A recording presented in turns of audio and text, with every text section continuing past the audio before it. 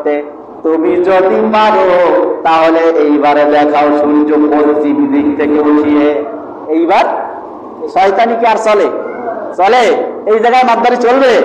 ফেরাউন এখন নির্বাক হয়ে গেছে, আর কোনো ভাষা নাই, আর কোনো যুক্তি নাই, আর কোনো তর্ক নাই, বোবা হয়ে গেছে, বধির হয়ে গেছে, কথা বলতে পারে না, কারণ যুক্তি তো খাড়া করা লাগবে পাল্টা।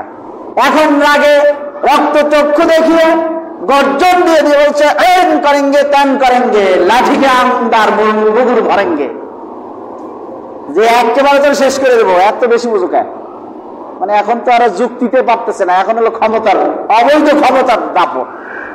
বললো তোমাকে আমি মেরে ফেলবো, তোমাকে আমি হত্যা করব, তোমাকে আমার এই রাজ্যে দ্বিতীয়বার আর যদি একটিবারও দেখি তাহলে তোমায় তুমি সহ তোমার দলবল যারা আছে সকলকে আমি হত্যা করে ফেলবো। কিন্তু হত্যা কি মূসাকে করতে পেরেছিল? কথা বলতে হবে। মূসা হত্যা হয়েছিল বা মূসা কি মারা গিয়েছিল?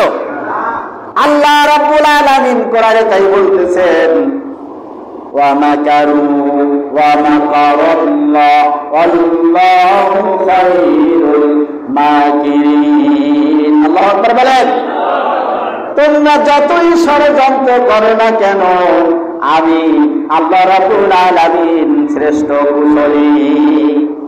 মূসাকে ধাওয়া কর আর তুই যে নীল নদে পড়। আল্লাহর খেলা না? মূসা আলাইহিস সালাম যখন পাশে চলে গেছে,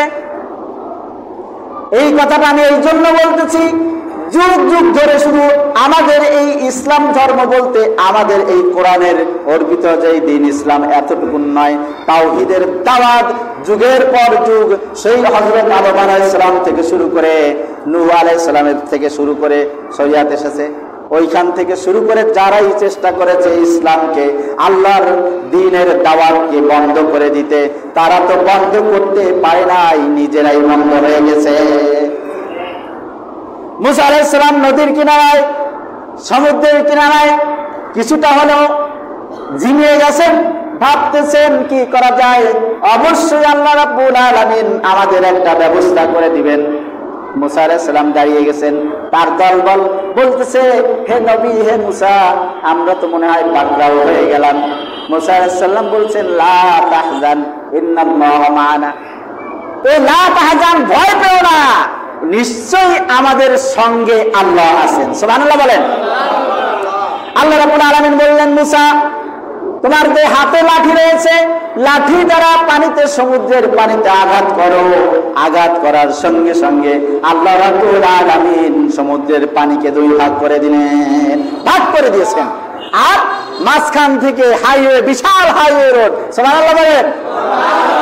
বাঁচাই কে? আল্লাহর পক্ষে থাকলে সাময়িক কিছু পরীক্ষা আসতে পারে, বাধা আসতে পারে, বিপদ আসতে পারে, ঘাবড়ে যাওয়া যাবে না মুসলমান, ঠিক না? ইমানের দাবিতে যদি সত্যবাদী হয় তাহলে ঘাবড়ে যাওয়া যাবে? আল্লাহর কাছে আমাদের এটাই চাওয়া পাওয়া। ইমানের পথে অবিচল থেকে আমার মরণ যেন হয়, ইমানের পথে অবিচল থেকে আমার মরণ যেন হয়। তোমারই কাছে মিনতি আমার, তোমারই কাছে মিনতি আমার, মহানবীর দয়াময়। ইমানের পথে অবিচল থেকে আমার মরণ যেন হয়। সকলে বলে আমিন। ইমানের পথে থেকে মরতে চাই, ঠিক না? হযরত মূসা আলাইহিস সালাম চলে গেছে সমুদ্রের মাঝ বরাবর। ফিরাউন এসে দেখতেছেন বিশাল হাইওয়ে রোড। ও তো শয়তান, মিথ্যা কথা বলে। ওনার দলবলদেরকে, সৈন্য সামন্তদেরকে বলছে, এই দেখো, আমি যদি খোদা না হতাম সমুদ্রের মধ্যে দিয়ে এরকম বড় রাস্তা বানাতে পারতাম নাকি? মানে ও বুঝাচ্ছে যে মূসা আলাইহিস সালাম যেতেছে আর আমি ওরে ধরার জন্য রাস্তা বানিয়েছি ওর সৈন্য সামন্তদের। কিন্তু খেলা কার? খেলা কার? আল্লাহ তো খেলা শুরু করছে, সামনে গেলেই বুঝতে পারবি। মুসা আলাইহিস সালাম মাঝ দরিয়ায় আর ফিরআউন দলবল নিয়ে যখন এই কিনারায় ধাওয়া করেছে, মুসা আলাইহিস সালাম এখান থেকে যেতেছে আর ফিরআউনের দলবল এখান থেকে ঢুকতেছে। ফিরআউনের দলবল যখন মাঝ বরাবর চলে এসেছে আর তখন মুসা আলাইহিস সালাম অর্ধেক পথ পাড়ি দিয়ে সমুদ্রের ওপারে চলে গেছে, ঠিক কিনা? মানে শুরুর থেকে মাঝে এসেছে, শুরুর থেকে মাঝে এসেছে আর মাঝের থেকে উঠে গেছে, এটাই তো স্বাভাবিক। মুসা আলাইহিস সালাম দলবল নিয়ে উঠে গেছে আর ফিরআউন মাঝ বরাবর। আল্লাহ রাব্বুল আলামিন বললেন, এইবার খেলা শুরু, পারি তুমি যে অবস্থায় ছিলে সেই অবস্থায় ফিরে যাও। আল্লাহু আকবার বলেন। ধরে না, ধরলে পারে ছাড়ে না। তিনি কে? আমরা দেখেছি, দৃষ্টান্ত বারবার বলবো না, বিবেকের কাছে প্রশ্ন করলে এই বাস্তবতা পেয়ে যায়। যা ভেবেছিলাম, যা দেখেছিলাম, কোরআন শুধু পড়েছিলাম, আল্লাহ রাব্বুল আলামিন জাতির সামনে কোরআনের বাস্তবতা বর্তমান সমাজেও দেখিয়ে দিয়েছেন। বলুন ঠিক কিনা? ফিরআউন এখন দলবল নিয়ে করে, কিন্তু আল্লাহ রাব্বুল আলামিন ফিরআউনকে মারবে একটু দেরি করে, বড় শয়তানকে একটু শাস্তিও বেশি দিবে, সবাই মরে যায় ফিরআউনের সামনে। ফিরআউনও চুপনি খায়, আবার নাক জাগায়। এখন দেখে জীবন আর বাঁচে না, সবাই তো মরে যেতেছে, আমিও মরে বুঝে গেলাম। তাই বলে ফিরআউন এখন আল্লাহর কাছে দোয়া করে, আমানতু আন্নাহু লা ইলাহা ইল্লাল্লাযী আমানাত বিহি বানু ইসরাঈল। বলেন আল্লাহু আকবার। এখন বলছে, আল্লাহ তোমার পর আমি ঈমান এনেছি, এতদিন যা শয়তানি করছি সব আমি তওবা করলাম। কারণ ও তাহাজ্জুদ পড়তো। ওর তাহাজ্জুদ কিরকম ছিল জানেন? বর্তমান সমাজেও তাহাজ্জুদ গুজারি বড় বড় শয়তান আছে, ছিল, দেখেছি, শুনেছি, ঠিক কিনা? ওরকম শয়তান ফেরাউন ছিল। উনিও তাহাজ্জুদ পড়তেন। কথাটা আপনাদের কাছে মনে হয় একটু খারাপ লাগবে যে হঠাৎ করে কি কেমন কথা। ওরা তাহাজ্জুদ ছিল একটু ভিন্ন কায়দায়। কিরকম?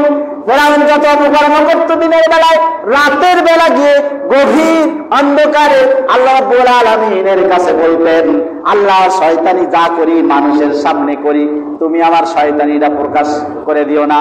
তুমি মরার পরে যা করার তাই করো, দুনিয়ায় যে আমি আল্লাহর খোদায়িত্ব দাবি করেছি, এই খোদায়িত্ব আমাকে অন্তত জীবন থাকা পর্যন্ত টিকিয়ে রাখো। ও করত রাতের গভীরে দোয়া, ওই তাহাজ্জুদ।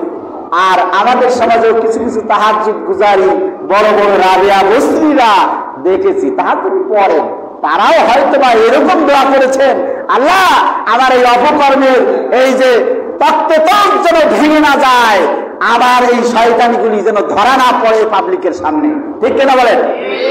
কিন্তু আল্লাহ তো ছেড়ে দেন না, ছাড় দেন সাময়িক। ফিরআউন ডুবে যায়। এখন আল্লাহ বলছে, এখন ফাজলামি করো, এতদিন এত ভাবে মুসা বুঝাইছে শোনো নাই, এখন আল্লাহ বলছে কোরআন, আল-আন ওয়াকাদ আসাইতা ক্বাবলু ওয়া কুনতা মিনাল মুফসিদিন। তুমি তো বড় ফিতনা ফাসাদকারী ব্যক্তি ছিলে পৃথিবীর বুকে, এখন ঈমান আনলে তোমার ঈমান গ্রহণ করা হবে না। ঈমান মৃত্যুর শ্বাস শুরু হলে হাদিস থেকে আমরা পাই ঈমান গ্রহণ আল্লাহ করেন না, আল্লাহ তওবা কবুল করেন না। সুতরাং ফিরআউন মুসাকে মারতে চেয়েছিল, মরেছে কে? রাসূলকে ধ্বংস করতে চেয়েছিল, ধ্বংস হয়েছে কে? রাসূলের নাম কিয়ামত পর্যন্ত চলবে। ইসলামকে ধ্বংস করার চেয়েছিল, ধ্বংস হয়েছে কি ইসলাম, মুহাম্মদ নাকি আবু জাহেল, আবু লাহাব? আজকের সমাজে ওই সমস্ত আবু লাহাব আবু জাহেলের প্রেতাত্মারা ইসলামকে ধ্বংস করে দেওয়া চেয়েছিল, ইসলামকে ধ্বংস করে দেওয়া চেয়েছিল, নিষিদ্ধ করে দিয়েছিল, মুসলমানদেরকে ধ্বংস করার চেয়েছিল। কিন্তু আল্লাহ রাব্বুল আলামিন মুসলমানদেরকে স্বাধীনভাবে আবার দেশে উঁচু গলায় কথা বলার সুযোগ করে দিয়েছেন, ঠিক না? কিন্তু কথা হলো আমাদের একটু দায়িত্ব আছে। উঁচু গলায় কথা বলার সুযোগ করে দিলেন যাদের প্রচেষ্টায় আল্লাহ রাব্বুল আলামিন দয়া করে আমাদের এই উঁচু গলায় কথা বলতে পারি, এই পরিবেশ টিকিয়ে রাখার জন্য বাক স্বাধীনতা ফিরিয়ে পেয়েছি, এটাকে টিকিয়ে রাখার জন্য প্রত্যেকের ব্যক্তিগতভাবে কিছু দায়িত্ব আছে। সেটা হলো কি, যখন সময় আসবে আমরা রাসূলের আদর্শ যদি সত্যই এখান থেকে গ্রহণ করি তাহলে ডানপন্থী হব। কি হব? ইসলামের পক্ষে থাকবো। কি থাকবো? কোরআনের পক্ষে থাকবো। কোথায় থাকবো? রাসূলের হাদিসের পক্ষে থাকবো, ঠিক কিনা? মুসলমানদের পক্ষে থাকবো, ঠিক কিনা? সবাই রাজি আছি তো? তাহলে হাত জাগিয়ে হাত উঁচু করে আল্লাহকে দেখাবো, আল্লাহর ঘরে বসে। সাক্ষীকে